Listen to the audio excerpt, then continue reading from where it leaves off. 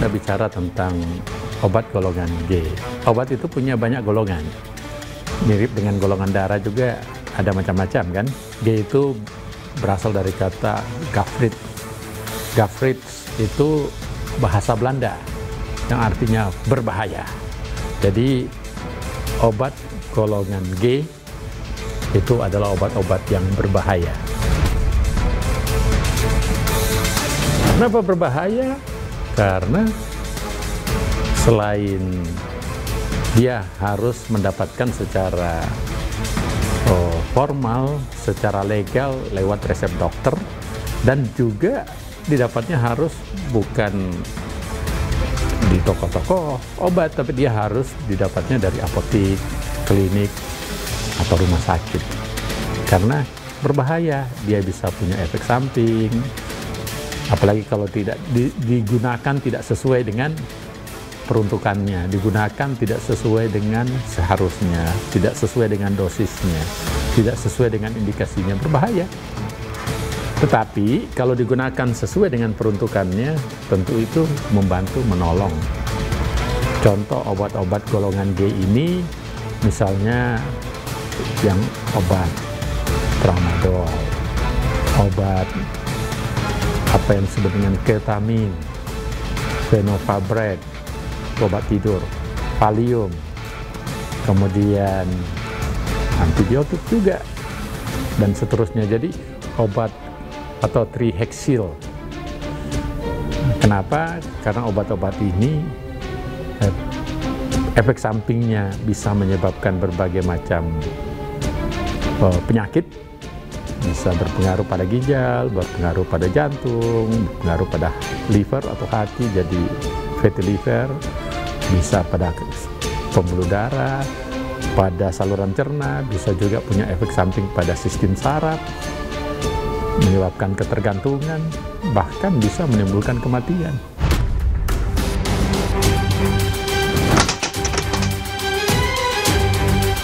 Tentu itu tidak sesuai, tidak boleh. Ya harus didapatkan di apotek, didapatkan di rumah sakit, didapatkan di klinik, tapi setelah didapat resep dari dokter. Karena dokter tahu obat itu bagus kalau sesuai peruntukannya, tapi dia menjadi racun kalau tidak sesuai peruntukannya. Kenapa? Karena obat-obat ini memiliki zat aktif. Zat aktifnya sangat sensitif terhadap tubuh kita. Jadi kalau kita menggunakannya tidak secara tepat, itu yang saya lihat tadi, macam-macam muncul. Dan salah satu efeknya yang lain yaitu selain efek euforia, mungkin efek kehilangan rasa sakit, tetapi ada efek berikutnya, bisa saja ketergantungan kan, adiktif.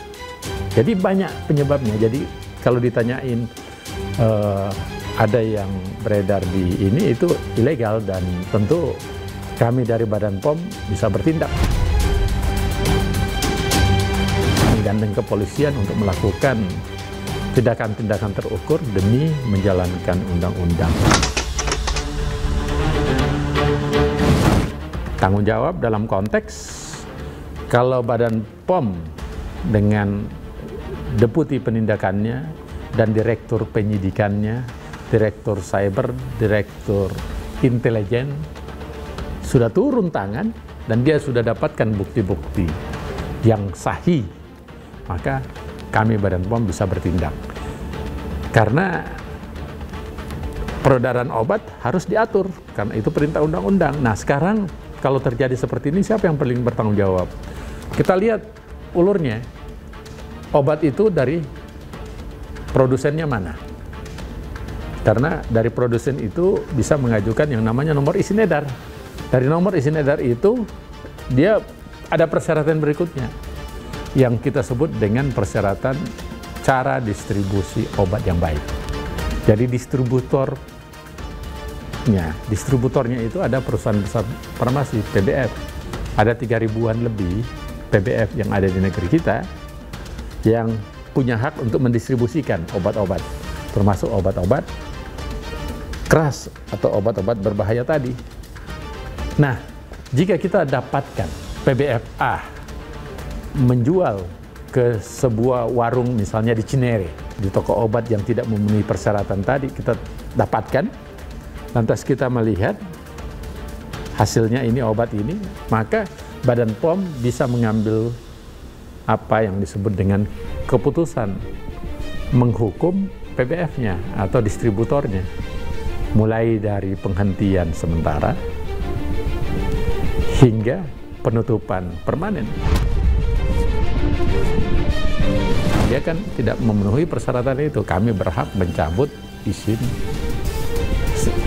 bukan izin edar, tapi izin distribusinya. Iya kan? Izin edar kita cabut kalau produknya bermasalah. Tapi kalau produknya tidak bermasalah, izin edar tidak dicabut.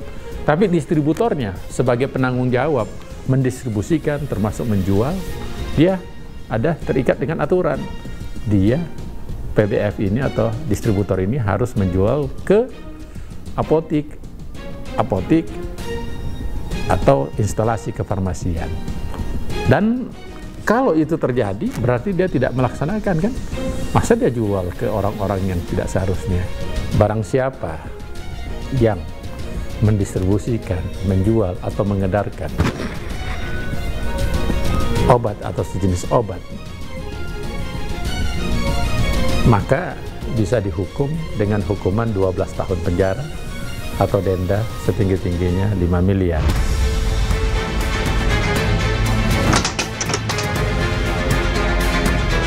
Obat yang sering disalahgunakan adalah obat-obat anti nyeri, kemudian obat-obat penenang, kemudian obat-obat antibiotik, kemudian obat-obat penurun bengkak atau penurun inflamasi, dan obat-obat yang meningkatkan rasa semangat. Karena obat-obat ini memberikan efek lain, efek samping berupa euforia. Euforia itu gembira, memberikan efek tidak takut, memberikan efek kayak dia kuat. Itu sering disalahgunakan. Apa itu? Misalnya Trihexyl. Itu obat yang selamanya digunakan untuk obat kayak ekstasi yang ini. Kemudian obat yang berhubungan antiinflamasi dan anti nyeri, turunan opioid, misalnya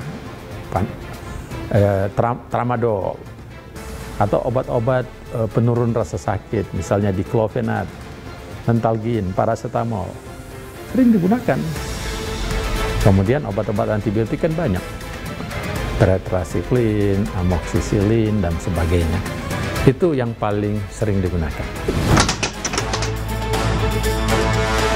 Bisa menimbulkan kematian, jadi kelebihan ini bisa menimbulkan kematian karena efek-efek sedasinya biasanya pada umumnya karena dosisnya berlebihan. Karena kan kalau dia gunakan secara ilegal, cara mencampurnya apa semua, dosisnya dia tidak bisa ukur dosisnya. Jadi akhirnya berlebihan, karena efek berlebihan ujung-ujungnya adalah bisa gagal jantung. Kalau gagal jantung, kardiak attack, meninggal kan? Bisa. Itu yang disebut. Kenapa kita jadikan obat-obat ini sebagai gafrik? Artinya berbahaya. Masa biasanya itu logonya merah.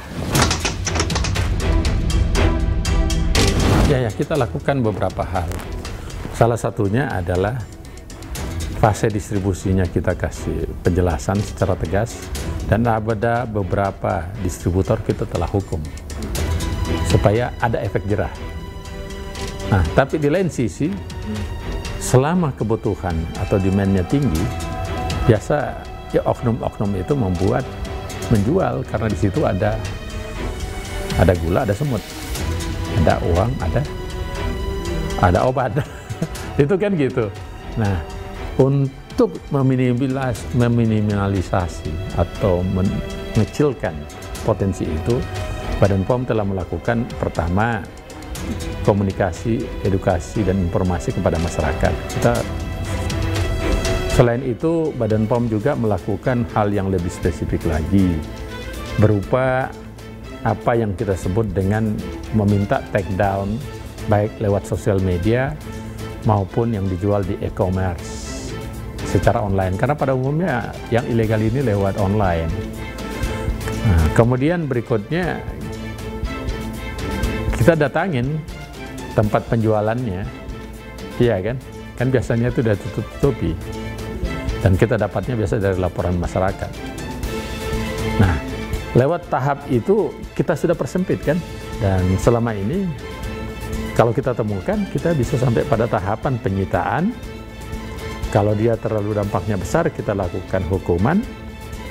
Dan hukumannya terbagi dua, baik administrasi maupun hukum kriminal. Kita bisa laporkan ke polisi. Dan selama ini kita selalu kerjasama. Pada saat Badan POM turun, polisi juga ikut sama kita. Kan begitu, jadi langsung dieksekusi.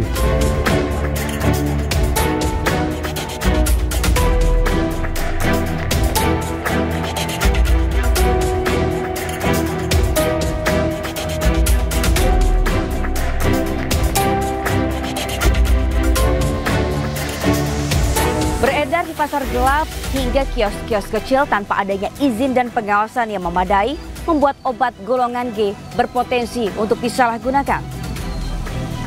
Tidak hanya mengancam kesehatan individu, peredaran ilegal obat golongan G juga dapat merusak masa depan generasi muda dan berdampak negatif bagi masyarakat. Jadi jangan bilang Anda tidak tahu akan permasalahan ini, karena kami sudah memberitahukannya.